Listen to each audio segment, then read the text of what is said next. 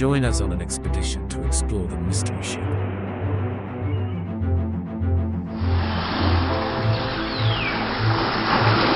Engine speed to the first dive location. Explorers will bring you to the dark bottoms of the lake to find sunk vessels. Welcome. Today we're going to cover a number of topics that include shipwreck hunting, preparation, the Delta County shipwrecks, research steps. We're going to add a little bit of education into it, research steps. What we did on our day one and findings of the mystery ship dubbed by the local as the Wisconsin, our future plans, and any sponsorship opportunities that we're offering. So let me just start with what we're kind of doing here. Group of outdoor adventure enthusiasts are working together to raise awareness of Delta County's outdoor adventurism and find a ship that we're going to contribute to a local historical society, so that we're contributing to history and science, and use our science skills and our ability skills to do this. So there's myself and there's two deep divers, very experienced divers, and we're working with a marine archaeologist that can help us decipher many of the things we're doing. And we've done some research, at least the historical aspects of it. And then we went through, and we're still doing that. That's going to be an ongoing process. And we've had some people send us some really cool stuff. So just about something in a book that they read about that ship. It's called the Queen City. And they've sent us, pictures, which is hard to come by sometimes. And there's some limited information there about it, but nobody really knows where it went down other than it's in the Ford River area. So we're kind of building this team to do that, to discover the ship, as well as then take the, then go to the state of Michigan and get the permits and, perhaps have the artifacts moved over to a historical society. So it's all good karma. We're all trying to do good things here to help do multiple things. Well, first of all, Delta County shipwrecks, there's a lot of them. And I've heard the number 23 or 24 out there. Nobody really knows, because this was a distribution area for a long time. And ships back in those days would just go out and they would get lost in the fog. They would break in the ice. There was just things that happened to these ships. Because if you don't know anything about this area, it's very rural. We've got a town of Escanaba, which is about 10,000-ish, and Gladstone, maybe 2,000 or 3,000. It's a smaller town. They connect each other around a bay. And out there, a lot of this landscape has been relatively untouched for a very long time. And these shipwrecks are out there. Sometimes they didn't have the telecommunications equipment they had now, so they've gotten abandoned. People had bad memories. They forgot where they left these ships. And they've got buried by, sand and debris, or moved. And now we're out there hunting some of them. And it's, there's so many ships and shipwrecks out there that we have no idea where they're at, that really we have almost we have a budding tourism industry. In general, we have vacationers, and we have people that come to Escanaba, but it's not growing fully yet. It hasn't really been maximized. And part of what I'm doing here today is also, I don't want to get raising awareness, but it sort of fits within some other research I'm doing on adventure tourism and development of economic clusters for national growth. And it's how you put certain industries together. So for example, you've got tourism, which is absolutely fabulous, but you also have this old shipping infrastructure, not only from these boats, but we have a deep sea port, one of the only ones in the area that have a deep sea port, as well as highways and a KISR import-export airport center. And we have, the military coming in just to the south. And so we have a lot of things going on that Escanaba could be a great distribution place, even as our national policies are bringing manufacturing back to the United States. There will be opportunities to enhance the supply chain, and there's no reason why being in the location that Escanaba is in, Delta County is in, that with that deep sea port and the railroad and the airport and everything else, that we wouldn't want to utilize those benefits. But that's kind of a different topic, and I could go on with that all day. So Delta County, you know, kind of fits within that 906 branding. And we do get some visitors, but not as much. If we had a good global marketing campaign, we would attract a lot of visitors and perhaps even a lot more investment. So part of doing this video is sort of to give an opportunity for that to happen as well. And as with any shipping, there's this, you know, I don't want to call it marine, but there's this, this shipping history here for hundreds of years that have come up here, and they've extracted mines. They had mines that they extracted materials. They had lumber.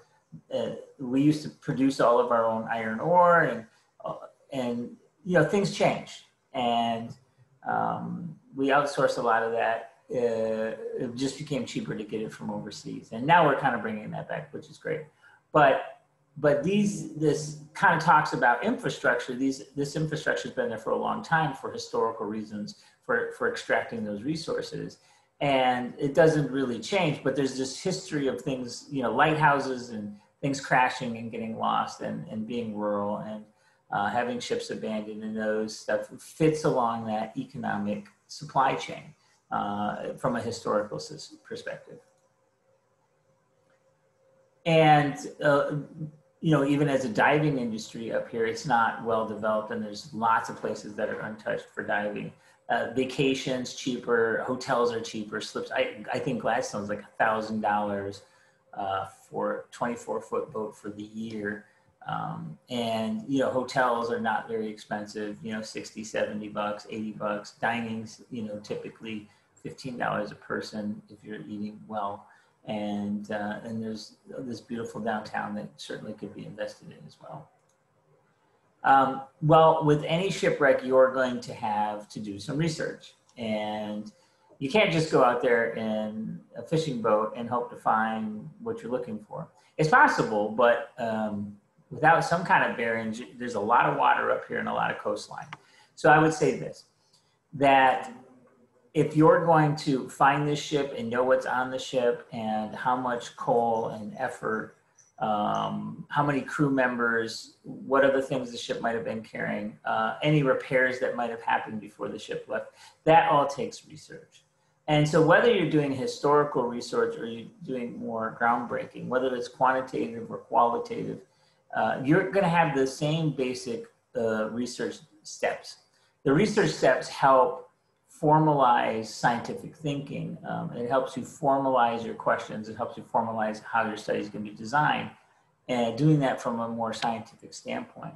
For example, we have identifying the problem. I mean, we have a lost ship, right? So nobody's ever discovered it yet. So we're going to go back and look in the literature, and we're going to find anything we can find about this ship. And we've had people send us stuff. So if you've got something, I'm going to leave my contact information in the back. Just send me an email or shoot me a text, and we would love to have any information, new information. You know, if you just browse on the internet and you give us, we probably already know those things. But if you find something that's within another document or not listed on the internet, then we would love to have that, or even a personal resource or reference. We'd love to have it. We'd all put it all together sort of in the research notes. Then we would clarify that problem, and we would define the terms and the concepts, which ship, where, you know, we could further define the parameters of our study. You know, we can figure out what our population is or what our target is, what instrumentation plans we're going to use, sonar, equipment, so on and so forth. And we're going to start collecting the data. Now let me just say this, as you're designing your study, it's always important to keep in mind that you're going to have your limitations and your delimitations. You really need to define the parameters of your study. A lot of new students try and be everything to everybody, and it doesn't really work. A lot of times you just need to take a very specific approach, and that comes through defining your population and defining what you want to do, right?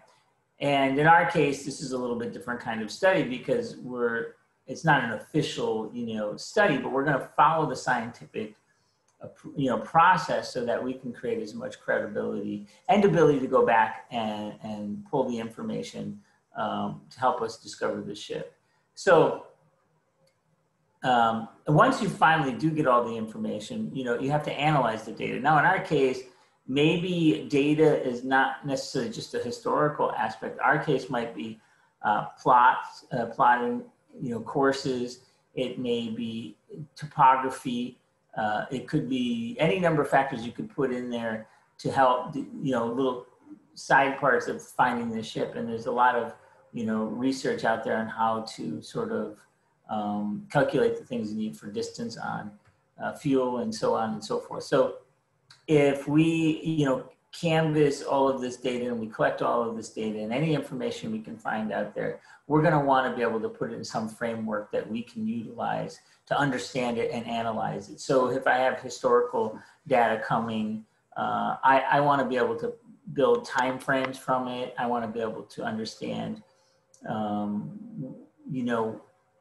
discussions on what cargo it carried, where the ship was made, and I will put those within their own categories in order to sort of focus on what I do understand and what I don't understand, and where I have a question mark, where I need to go out and get more data. That's the thing about research that takes a long time, is you always have to just keep getting out and getting more data. There will be a point where you say, I have what I need.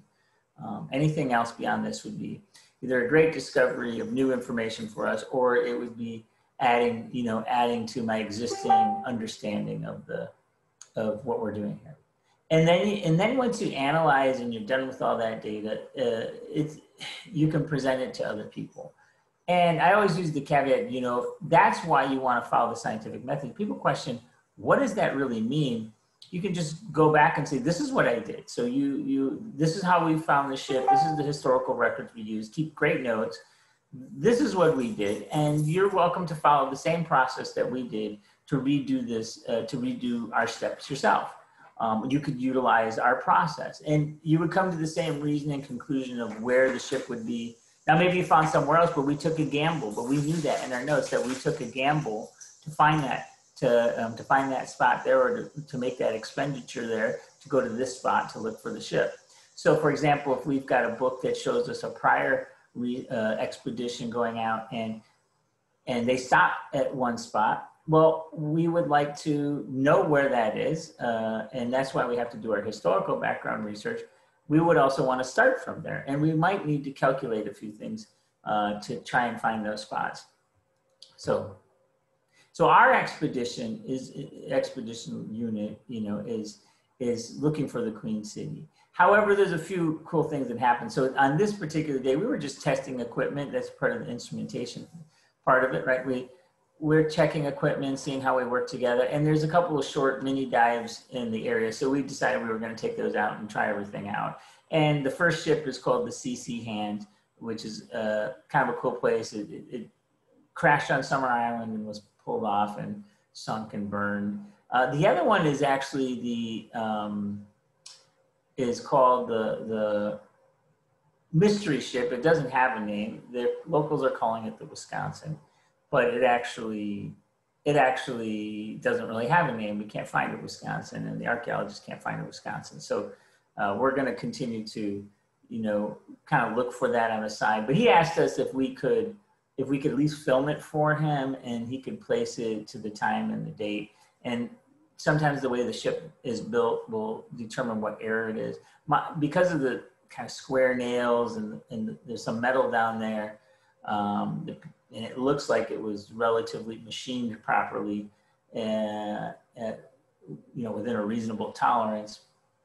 And the way the ship crashed, and it's like I personally, and I'd be curious to see what the archaeologist says, but I personally think it was a 1920s pleasure cruiser, pleasure sailboat at 70 some feet, and crashed and looking for safe harbor, at one of those fishing villages out in Garden, where we took off from.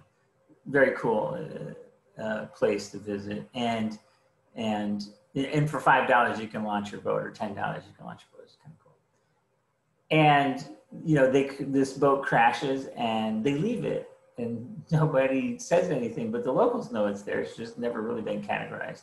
So let's say we actually go out to the Queen City, and which we'll start doing in the spring of 2021. And we go out and we find this ship. What are we going to do with it? Well, we're going to video it for historical purposes, for scientific purposes. we're going to contact the state of Michigan, ask, see about permits, send them, this is what we have. You can't touch the stuff on the bottom. You can't really manipulate it. But we would record it and we would send that off to the archaeologists, and we would send that off to the state of Michigan and say, okay, we're going to work with this historical society which is where the artifacts are eventually going to go. We have, once you find these artifacts, if you're going to extract them, they should be up for public display. They're not for profit, right? And we'd have to keep some of that secret, but we would, if we find it, we'll keep a little bit of the secret, at least until we're sure the artifacts have been removed. And then we'll start talking about where it's at. And we haven't found it yet, by the way. We have some good ideas where it's at, but we haven't found it yet. And the reason why we do that is so other divers don't, we want to protect the zone. We don't want other divers to go in there and start stealing medallions and, things off of the ship. And we don't want that. That's not, people do it. It's very unethical for people to do that. We're not talking about a bottle on the bottom of the lake, okay, that you can't date. We're talking about going into a ship and taking very historical things. And once you start moving those things around and touching them, that's why we need to film it. We may have to go out there twice. Maybe we film it once and it's not good video. We go back and film it again. We don't want people touching stuff. So that's part of the game too, right? When you're out there diving, is you just don't want to tell people what you found or, share everything to everybody. There are some opportunities out there. And of course we enjoy contributing to science and obviously raising awareness of our local tourism. So, we've been doing this for a long time. We've been preparing for this trip for a long time. We've been checking all of our equipment. We are making our equipment, functionable. And we found out we had a little leak in something. And you kind of want to do this to just make sure you have everything you sort of need to go out there and do a little bit more riskier expedition or a little more deeper expedition. So I do a little bit of teaching, so this might be kind of a cool spot to say, I'm going to leave my information in the back, but if there's a local, it would be kind of cool. If you got a local business or diving company or somebody says, I'll pay you $50 to put a slot on there. That's how you can actually finance, that's how you finance things, right? That's how you finance expeditions. That's how you finance anything pretty much is you're either looking for people who want to pay for an advertisement slot, which I would call like a sponsorship, or you're selling something. So in this case, it's good to show people that, look, you can even finance research. They even have crowdfunding now and all of that stuff. And I kind of learn about that so I can share it with other people as much as I can. But, you can finance businesses, you can finance magazines, you can finance newspapers and by selling advertisements. And that's what they do. Now, our trips are not that expensive, a couple $100 a trip, tops, unless something breaks, but tops. But we may have equipment needs and fuel needs, and we cover that cost, and we have no problem doing that. We don't even care if somebody sponsors. But if they do, we want to have that slot there for them, put their name on it, and give attribution where we can. The C.C. Hand vessel sunk on October 6th, 1913. When it sank, the vessel was carrying 21,000 pounds of soft coal. With a 266-foot length, divers will have to go deeper to reach the stern.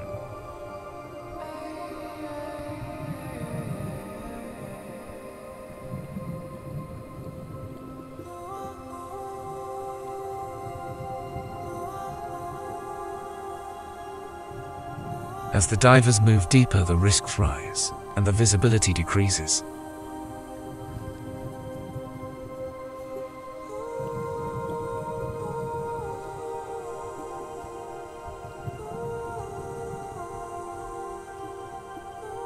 The wreckage from the ship is close together. This aligns with historical records. The ship sunk because of fire, and not from the impact of the crash.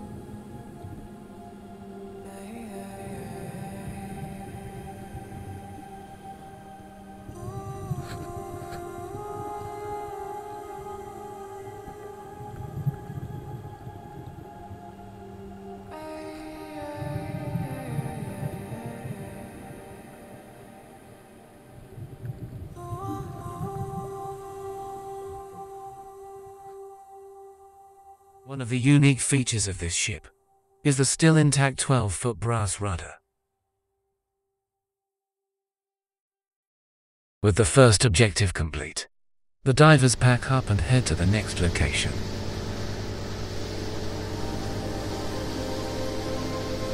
The mystery ship's real name is unknown. It is currently called the Wisconsin.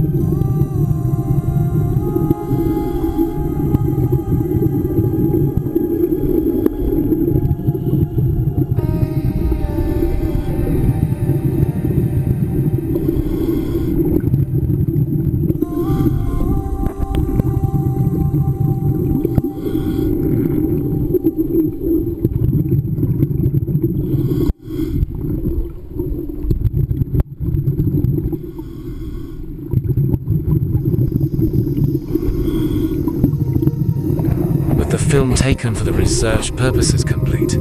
The divers have completed Objective 2. This concludes our presentation.